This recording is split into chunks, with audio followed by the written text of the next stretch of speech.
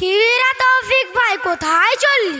আমি নামাজ পড়তে যাচ্ছি, মসজিদে আজান হয়েছে না? আরে ভাই দাঁড়াও, এত তাড়া কিসের? নামাজের সময় কি শেষ হয়ে যাচ্ছে? আরে ভাই না, আল্লাহ তাআলা কোরআন পাকের মধ্যে বলেছেন ইন্নাস সালাতা কানাত আলাল মুমিনিনা কিতাবাম মাওকুতা। এর আবার অর্থ কি? এর অর্থ হলো আল্লাহ তাআলা আমাদের জন্য দিনে এবং রাতে নির্দিষ্ট সময়ে 5 ওয়াক্ত নামাজ ফরজ করেছেন। আচ্ছা তৌফিক ভাই, তোমরা নামাজ পড়ে কি পাও? ছি, এমন কথা বলতে তোমার শরম করে না? তুমি কি মানুষ নাকি অন্য কোনো প্রাণী? আরে আমি এমন কি বললাম যে তুমি ছিছি করছো? তুমি কি জানো না এক ওয়াক্ত নামাজ কাজা করলে তার সাজা কি? না তো জানি না। তবে শোনো, আমাদের নবী সাল্লাল্লাহু আলাইহি সাল্লাম বলেছেন এক ওয়াক্ত নামাজ কাজা করলে 2,88,000 বছর জাহান্নামে থাকতে হবে। তোমরা সব ফতোয়া রাখো তো, সবাই যদি জান্নাতে যায় তাহলে জাহান্নামে যাবে কে? তোমার তো দেখি জাহান্নামে যাওয়ার বিরাট শখ। জাহান্নামের আগুন তুমি জানো কি? না, তা আসলে জানি না।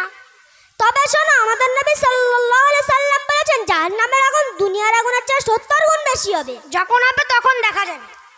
আচ্ছা তবে এক কাজ করো, ইটভাটার আগুনে 5 মিনিট পা দিয়ে রাখো তো। না, তা আসলে পারবো না। তুমি আমাকে এত বোঝাতে এসো না তো। আসলে শয়তান তোমাকে মাকড়সার জালের মধ্যে ঘিরে ফেলেছে, তোমাকে দিনের পথে ফেরানো খুবই কঠিন। এত বকো না তো। আমি নামাজ পড়ি আর না পড়ি, তুমি কি আমার কবরের হিসাব দেবে? না, তা আসলে দেবো না, কারণ তুমি একজন মুসলিম ভাই, তোমার বলা অধিকার ছিল, তাই বললাম। তুমি নামাজ পড়ো আর না পড়ো তো তোমার ব্যাপার।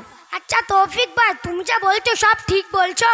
হ্যাঁ, আমি অবশ্যই ঠিক বলছি। আমাদের নবী সাল্লাল্লাহু আলাইহি সাল্লাম বলেছেন বাইনাল আবদু ওয়া বাইনাল কুফরি তারকুস সালাহ। কি রে তৌফিক ভাই, কি সব বাগডুম বললে?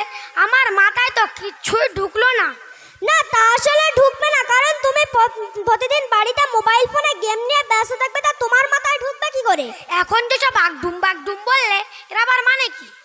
এর মানে হলো আমাদের নবী সাল্লাল্লাহু আলাইহি সাল্লাম বলেছেন একজন বেঈমান ব্যক্তি আর একজন ঈমানদার ব্যক্তির মধ্যে পার্থক্য হলো নামাজ।